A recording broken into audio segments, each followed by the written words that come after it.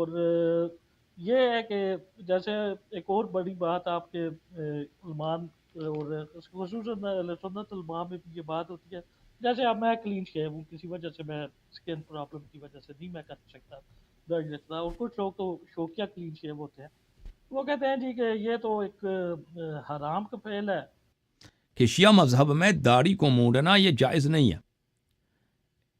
میں آپ کی خدمت میں کتاب دکھا دوں. یہ کتاب ہے وسائل الشیعہ، جلد نمبر 2،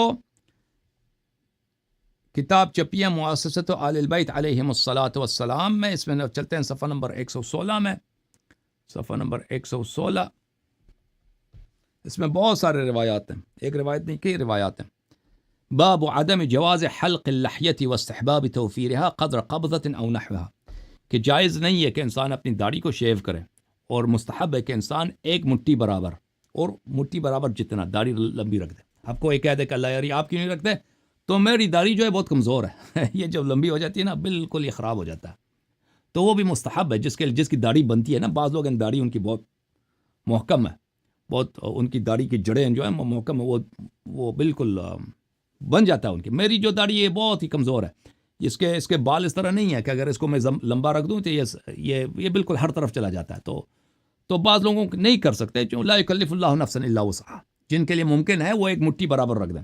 اچھا روایت دیکھیں، یہ ہے حضرت رسول اللہ صلی اللہ علیہ وآلہ وسلم سے روایت ہے، حف الشوارب وعف اللحی، جو ہے اپنی مونچھوں کو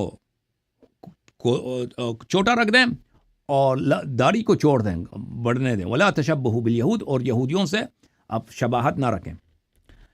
روایت ہے کہ رسول پاک صلی اللہ علیہ وآلہ وسلم نے فرمایا کہ مجوس جو ہے اپنی داڑھی کو مونڈتے تھے اور اپنی مونچھوں کو لمبی رکھتے تھے، اور ہم اپنی مونچھوں کو مونڈتے ہیں اور داڑھی کو لمبی رکھتے ہیں. وہی الفطرہ، فطرہ یہ ہے.